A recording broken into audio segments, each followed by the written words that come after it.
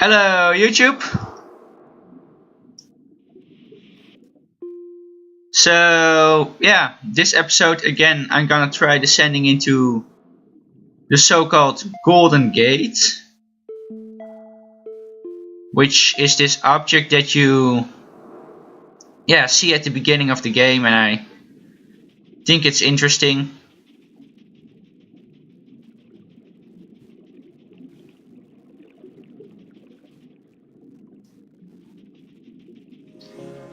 Maybe I have to actually be like a deer to even see the Golden Gate, which would be annoying. Because then I would have to find a green continent, and on the green continent I would have to find deer.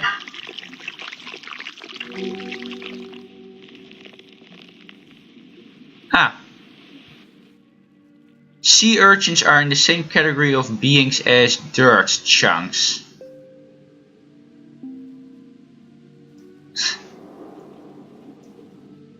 I'm pretty sure that's not correct.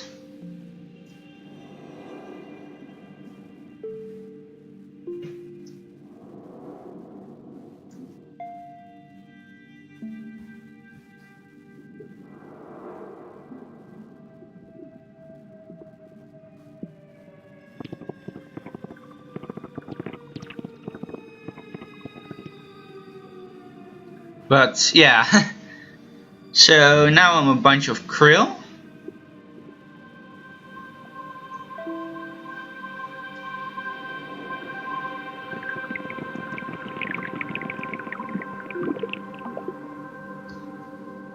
Maybe I'll have to loop all the way down, back into the universe within this universe or something. But I do really want to do it, like I do really want to get...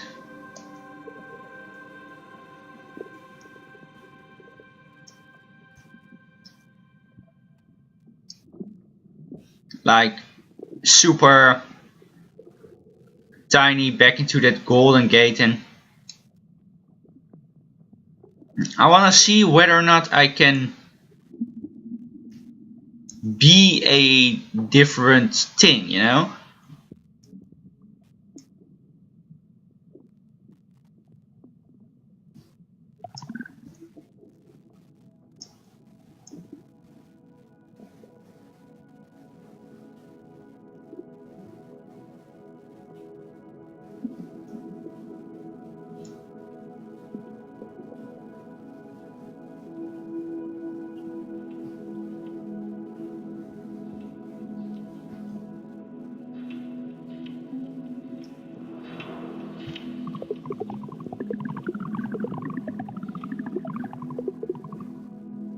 I guess I'm now a bunch of particles or something.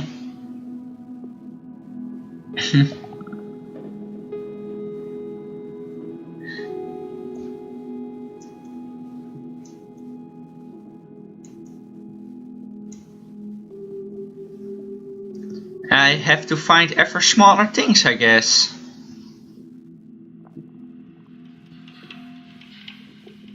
Which is somewhat frustrating. I was hoping that getting to that Golden Gate would be quicker. Now I'm probably a hydrogen atom, like...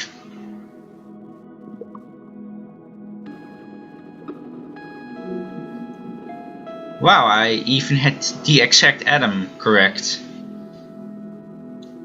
And now I'm in the 3D category. And I'll get to the 2D category, and then...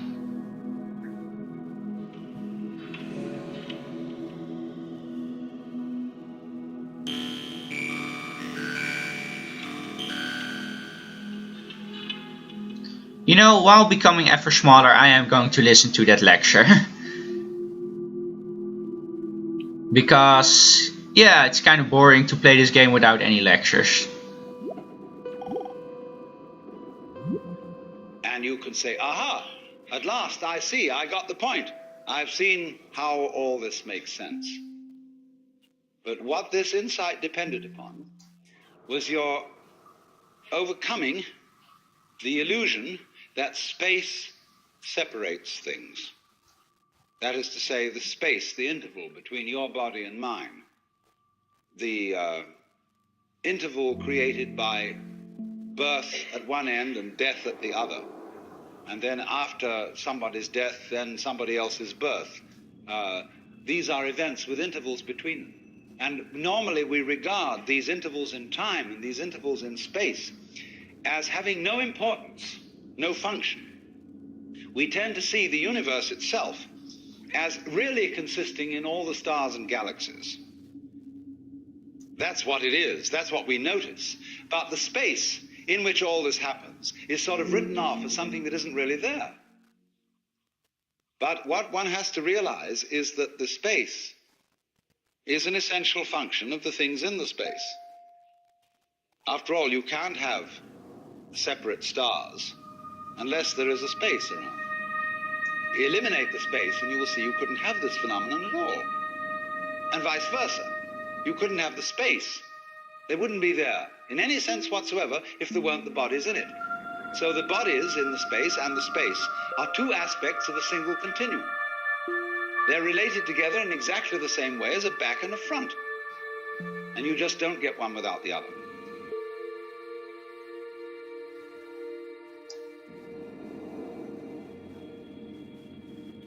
Okay, that's kind of not 100% correct scientifically speaking. While a space is certainly of importance to an object, the space between objects is not necessarily a necessity. Like, it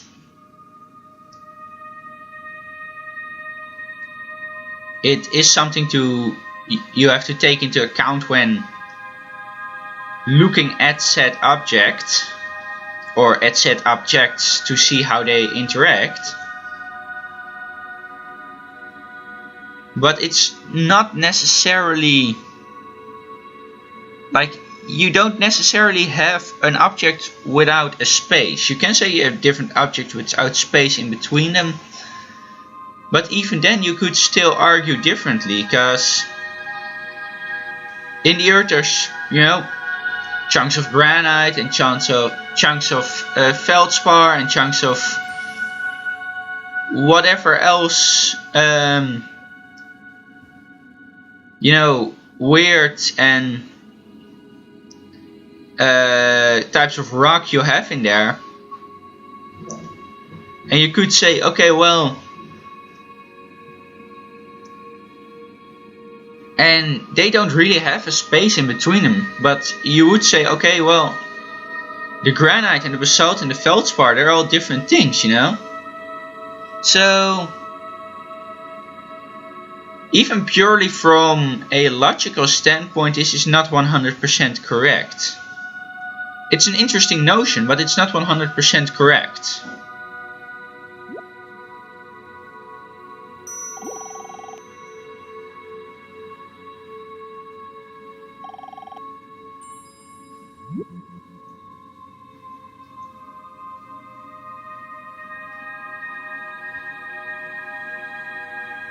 And I know that that is somewhat nitpicky, but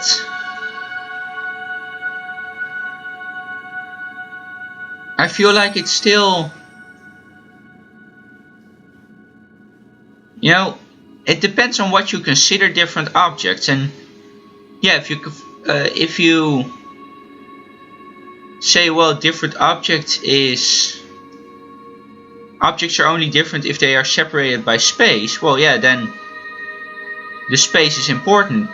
But if you say, well, two objects directly adjacent to one another with no space in between are still different objects because of whatever demarcation you have set,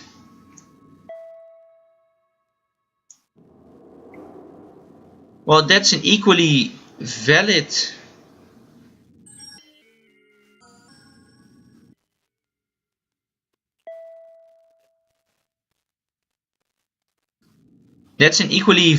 way of saying, well, these objects are different.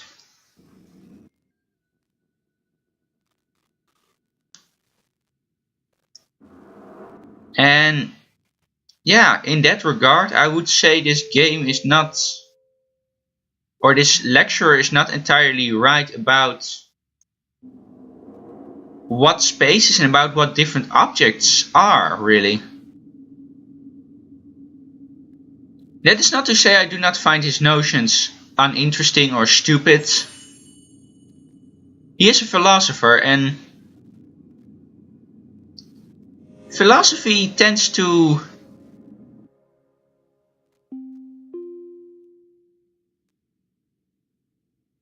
how shall I put this politely?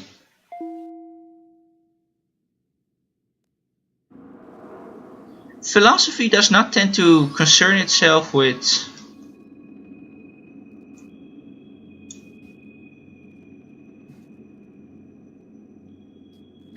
what is logical or what is necessarily true even. Modern Western philosophy has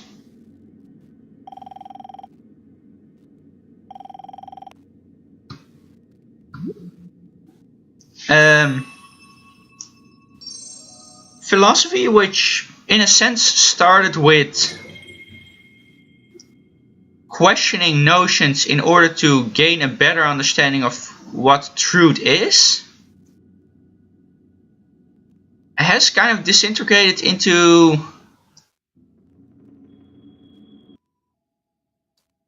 well, none or less into none or less self-serving, into being none or less this self-serving thing about like, oh, we think about interesting notions and that makes us smart, but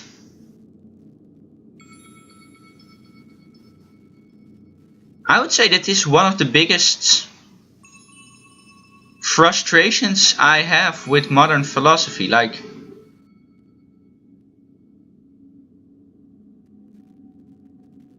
how do I get smaller from here? Because I am clicking left mouse button, but it's not.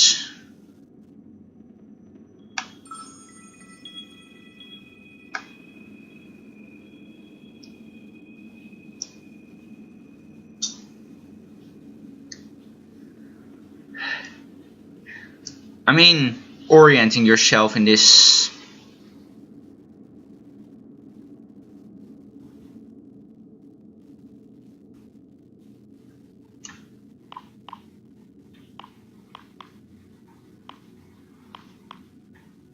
I'm going to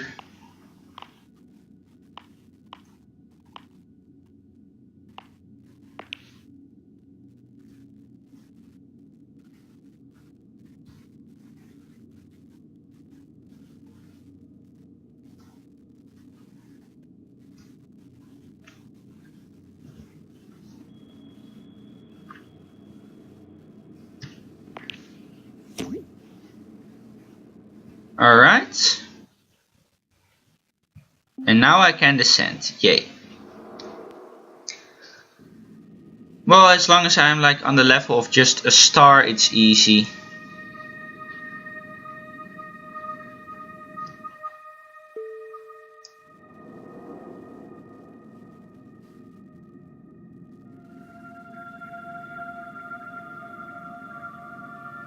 Let's see if I can find that lecture over there.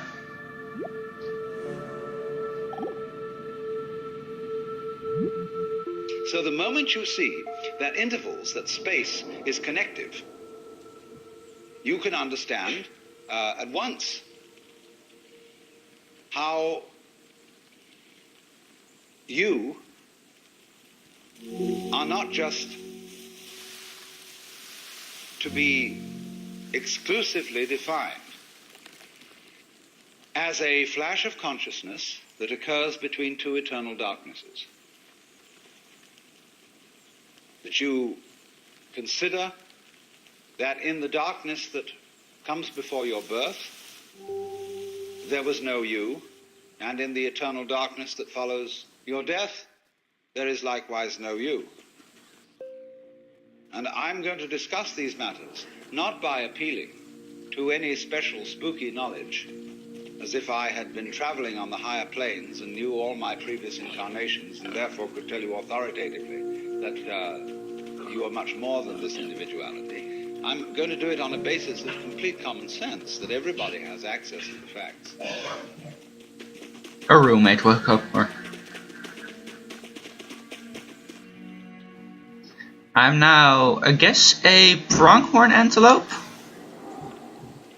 But I did want to be that bird that I saw flying about.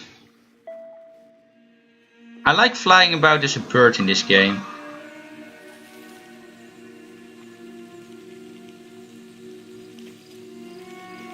Yeah, I tried dancing, it didn't work, so no.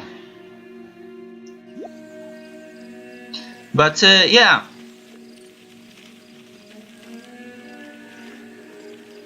Yeah.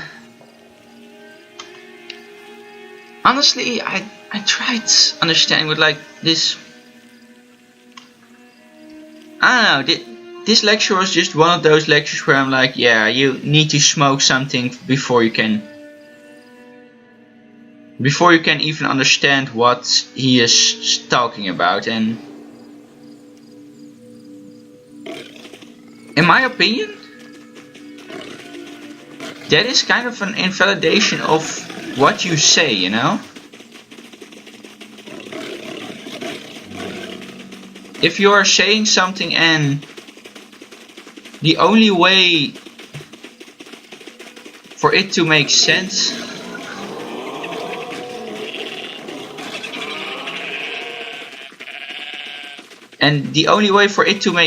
is really like outside of, how shall I put this, normal logic, I feel that kind of,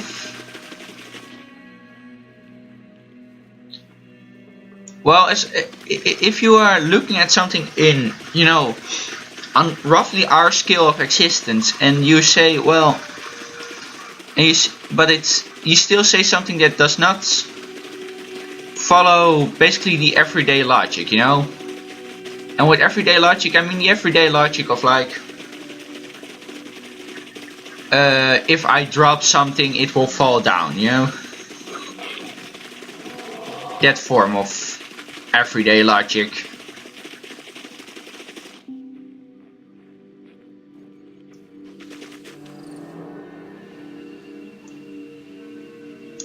Then I feel like you are none or less invalidating yourself.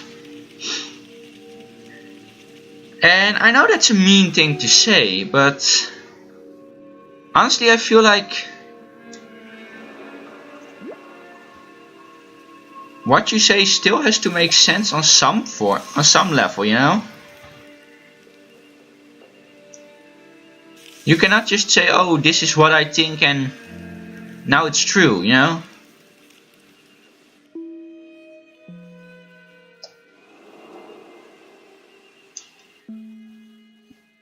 That I think is an incorrect way of looking at the world, really. But yeah, like I said, I do feel that modern philosophy has kind of removed itself from actually looking at like what's true and what's not. And more about, oh, this concept is interesting, so we're gonna nonetheless talk about it as if it's true. And I feel like, in a sense, that's stupid. Like that's not a smart way of acting, I feel. So yeah.